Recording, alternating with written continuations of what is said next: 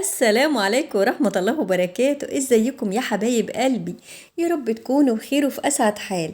وحشتوني جدا جدا من الفيديو اللي فات. أهلا بيكم، نورتوني وفرحتوني وأسعدتوني، وبشكركم جدا على كل دعواتكم وكل كلامكم الجميل. النهاردة الروتين ايه؟ بروق المطبخ كده، وكان في اليوم ده عندنا عزومة. تمام، ولكن للأسف اللي حصل طبعا يعني كان أول مرة يحصل معايا. طبعا الست اللي انتوا شايفينها دي ضيفة من ضمن الضيوف، أو هي يعني مربية أطفال، كانت جاية مع الناس المعزومين عندنا. وطبعا اتعرض عليا ان احنا نستغلها أسوأ استغلال، لكن للأسف هقول لكم انا بعمل ايه. زي ما انتوا شايفين كده بروق المطبخ و بلم الاكل الباقي. زي ما انتوا شايفين بعد العزومة الدنيا بتتدربك، طباق عايزة تتغسل، واكل اللي باقي بنشيله وبنروق الدنيا زي ما حضراتكم شايفين كده. تمام. والمدام في الشغل قالت لي يا نصرة، قالت لي ايه؟ قالت لي يا نصرة خليها تغسل المواعين. فانا بيني وبينكم اتحركت، يعني واحدة ضيفة جاية ولا اغسل المواعين؟ فيعني هي بتشتغل عند جماعة قرايبهم يعني. تمام. فالمهم قالت لي يا نصر خليها تغسل مواعين. قلت خلاص ماشي. قلت خلاص انا هروق المطبخ كده والم المواعين واحطها في الحوض واقول لها هي بقى، اقول للمدام. لان انا بصراحة اتحرج ان انا ايه، ان انا اقول لحد يعني يبقى جاي كده مع الضيوف وكده واقول له اغسل واعمل. فانا قلت يا بنتي يا نصرة ايه، خلي عندك احساس كده وذوق. واتكسفت بصراحة اقول لها، فقعدت الم المواعين واروق الدنيا وافضل الباقي من الاكل وكده. زي ما انتوا شايفين او انتوا زي ما انتوا عارفين ايام يوم العزومة بتبقى اول حاجة الدربكة ساعة ما بتكوني بتطبخي وبتروقي، وتاني حاجة بتتدربك الدنيا بعد ما تيجي تشيلي السفرة وكده. فالمهم انا كده ايه بروق الدنيا كده وبشيل الاطباق والحاجات، وقلت ايه هروق واخلي المواعين في الحوض. وبعدين اقول للمدام تبقى هي تقول لها الكلام ده، توجهه لها. اما يجي من المدام يا اختي احسن ما يجي مني. انا ما احبش ايه احرج نفسي مع حد، خاصة يا ولاد ان انا مش عارفة اتكلم معاها خالص. كل كلامي معاها بالاشارة. ما هي يا ولاد حتى بتتكلم، هي حتى ايه، هي بتتكلم انجليزي. وانتوا عارفين يا ولاد انا ثقافتي، يا ولاد انا ثقافتي مصراوي.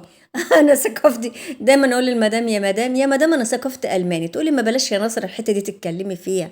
الماني ايه؟ اصل المدام يعني بتتكلم الماني، او هي اصلا يعني فروعها او قرايبها اغلبيتهم الماني يعني.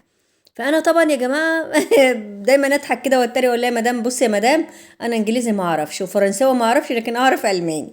فدايما تقول لي بلاش يا نصر الحته دي، طيب انت جايه في الحته دي وتتكلمي فيها بلاش انت طيب. المهم زي ما بقول لكم كده ايه، الضيوف كانوا عندنا و كان طبعا في كان طيب كان طبعا في الضيوف بأطفال صغيرين. انا طبعا بموت في الأطفال دول، انا عارفاهم من وهم بيبيهات صغيرين. وطبعا الست الضيفة قاعدة، وأنا طبعا زي ما انتوا شايفين بلم الدنيا. ولكن للأسف اللي حصل لا يخطر على بال حد يا ولاد. اللي حصل يا ولاد ما يخطرش على بال حد خالص. بعد يا ولاد ما روقنا بعد يا ولاد أنا ما روقت المطبخ وعلقت على الشاي. حلو، علقت على الشاي وحضرت صينية الشاي والكلام ده كله. وبص يا ولاد افتح الحنفية انها تنزل مية ابدا. حديد وبعيد تقول لي مش هنزل ميه ليه يا حنفيه؟ هو كده مفيش يا ولاد ميه خالص. طبعا هنا باسكت الزباله كان كيس لازق لازقه بنت لذينه، مش عارفه ليه كان الكيس مليان. فقلت اطلعه عشان ايه نحط كيس تاني ونكمل الزباله التانية نرميها وكده يعني. تمام. فانا كده منتظره ببص الميه، مفيش ميه. مفيش ميه. طب يا نصرة هتقعدي كده يا نصرة هتعملي ايه؟ بقيتني يا ولاد اكل في نفسي مش عارفه اعمل ايه. وبعدين ايه قلت طب في اوضه كده جنب المطبخ اخش يا نصر كده ارتاحي فيها اقعدي شويه. انتوا طول النهار يا حبيبه قلبي شقيانه وتعبانه، خش كده ايه ارتاحي شويه كده. ادام مفيش ميه هعمل ايه؟ روقت الدنيا ولميت اللي لميته، وزي ما انتوا شايفين الحوض مليان في مواعين. وقلت ايه استنى شويه ان الميه تحس على دمها. ساعتين يا جماعة، ساعتين يا جماعة. اقول للمدام يا مدام شوفي يكون حد من العيال قفل المية قفل حاجة، تقول لي لا يا نصرة مفيش حد قفل حاجة. اتاري يا ولاد كان من اسبوعين كده او شهر مدينا يا جماعة كده حاجة زي الريموت كده في علبة بيضة. وانا قلت لها يا مدام في حد جاب زي الريموت كده وقال خليه عندكم. اتاري يا ولاد الريموت ده خاص بالميه. شفتوا يا ولاد يا حلاوه الميه بقت تشتغل بالريموت. اتاري ان هم عملوا دلوقتي انا اول مره بصراحه اعرف المرار الطفح ده، ان هم عاملين ايه عملوا كارت للميه. كارت ايه عملوا؟ ايوه تشحني. انت كل حاجه اليومين دول تشحنيها، تشحني كارت للميه وتشحني كارت للتليفون وتشحني كارت للكهرباء. والله يا ولاد انا خايفه يعملوا لنا كارت يشحنون قبل ما يعني نخش الحمام، يعني كارت الشحن اللي دخول الحمام. مش عارفه والله العظيم.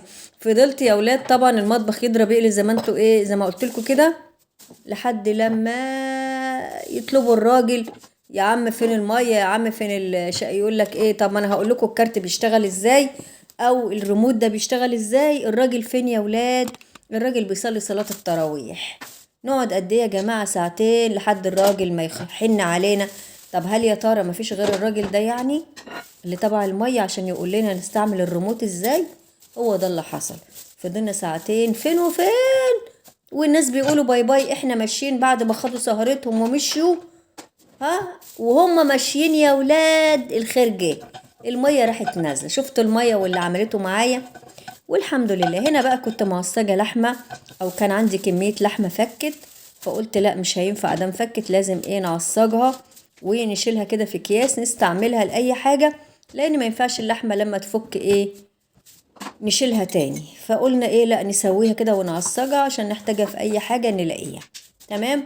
وهنا بقى كنت زي ما بقولكم كده بروق المطبخ، بشيل الخلاط وبروق الدنيا وبظبط الدنيا والحمد لله. وده كان يوم العزومة اللي حصلت فيه مفاجأة، اللي هو قطع المية. واصعب حاجة لما ما تلاقيش تفتح الحنفية ما تلاقيش مية. عزومة غير عزومة، المية دي حاجة مهمة جدا جدا. حاجتين مهمين جدا جدا، المية والكهرباء، الاتنين ما نقدرش نستغنى عنهم. والحمد لله على كل حال. وزي ما بقول لكم كده يعني زي ما بقول لكم ايه زي ما بقول لكم كده يعني هي شوفوا قالت لي ايه خلاص خلي الست دي تريحك وتغسل المواعين. وبعد ما قالت لها وبعد ما كل حاجه اتقالت واتعملت، للاسف زي ما بقول لكم كده الميه عملتها معايا والحمد لله. وهنا بقى ايه كنت بشيل بواقي الاكل ومسكت البوتاجاز انضفه تنظيفه كده على طول على السريع عشان كان عندي مواعين كتير جدا جدا جدا. وكان ده بصراحة أصعب يوم لأن المية اتأخرت وما جاتش غير في وقت متأخر قوي، وكان لازم المواعين دي تتغسل لأن أصعب حاجة إن المطبخ يكون مكركب ومليان مواعين. والحمد لله على كل حال. مش هنسى أقول لكم يا ولاد اشتركوا في القناة وشاهدوا الفيديو عشان القناة ترتفع، وجزاكم الله